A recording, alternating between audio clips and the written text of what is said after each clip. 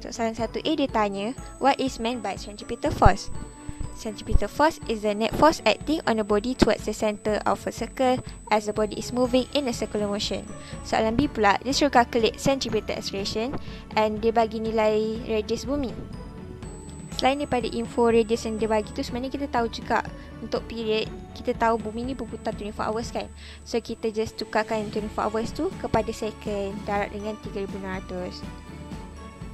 Lepas tu untuk centripetal acceleration, kita gunakan formula V²/R. Tapi sekarang ni dekat info soalan yang bagi tu tak ada V. So cara nak cari V, kita cari omega dulu, guna 2π/period. Dapat jawapan, kita masukkan pula dalam formula V = R omega. Bila dapat V ni, kita masukkan balik nilai V ni ke dalam formula ni, V²/R. Nanti akan dapat kita punya jawapan centripetal acceleration. Untuk soalan C pula, dia suruh kita calculate tension in the string when object is at lowest point and highest point. Lepas tu kalau kita tengok soalan dia, info yang dia bagi ialah mass, speed dengan panjang string ni. So, bila objek ni dipusingkan, ini ialah dia punya lowest point, ini ialah dia punya highest point. Bila dia berputar, nanti patutnya sini ada radius tau, tapi macam nak cari, untuk cari radius, kita akan gunakan Pythagoras theorem. Sekarang ni kita tahu nilai string tadi 0.5 dan panjang sini tadi 0.6 kan, panjang root tu.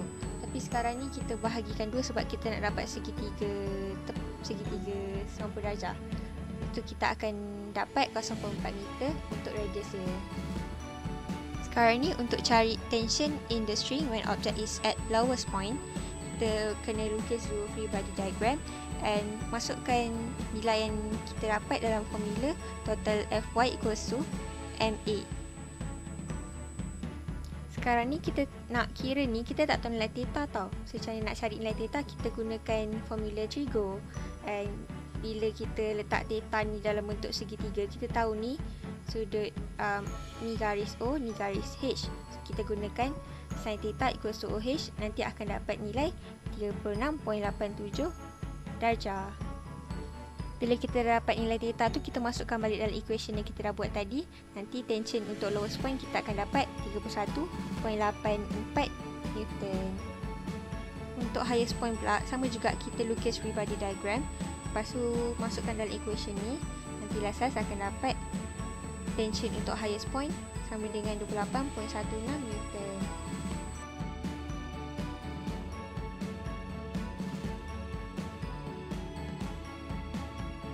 Ini adalah jawapan untuk additional question number 2. The question is a 0.2 kg ball attached to the end of a string is rotated in a horizontal circle of radius 1.5 meter on a frictionless table surface. The string will snap when the tension exceeds 50 Newton. Okay, dari soalan kita boleh dapat dia punya mass 0.2, radius 1.5 meter and tension 50 Newton. First of all, kita buat dia punya FBD, lukis FBD FC, di mana FC sama arah dengan tension. Lepas tu kita buat dia punya Fx and Fy net.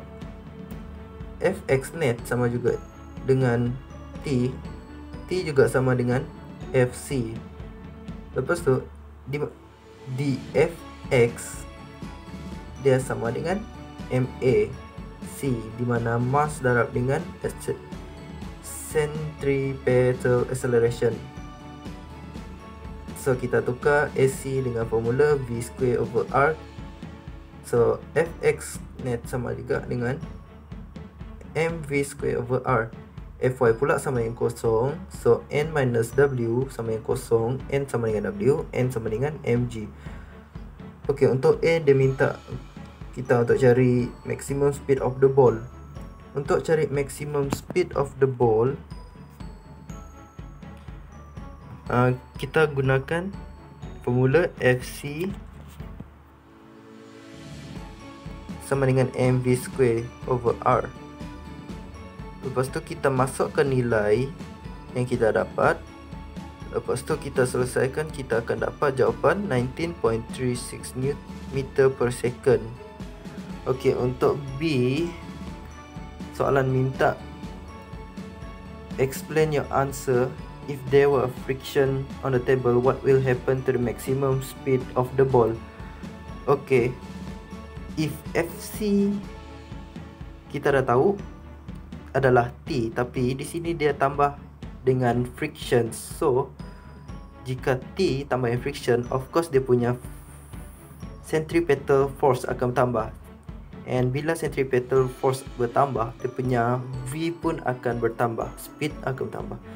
So the explanation is the maximum speed of the ball will increase. This is because the friction force is applied onto the ball, where it will increase the centripetal force. So if centripetal force is increasing, the maximum speed of the ball will also increase. Okay, that's all. Thank you.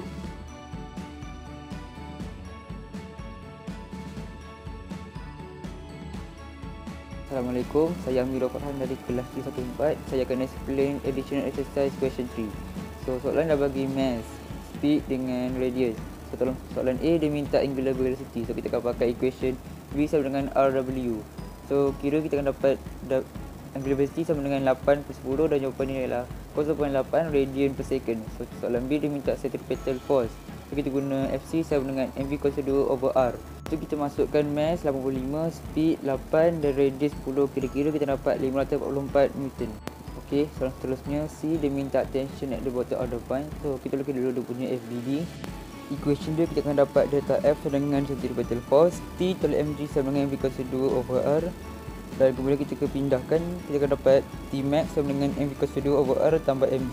So, just masukkan mass 85, speed 8, radius 10 tambah mass 85 dengan gravity 981. Kira-kira kita akan dapat 1377.9 Newton. So, soalan terakhir di kita dah kira tadi tension dia lebih besar daripada tension limit event iaitu 1000 Newton. So, depan dia akan break. Jadi, Tarzan did not make it safely across the river. Itu sahaja daripada saya. Terima kasih.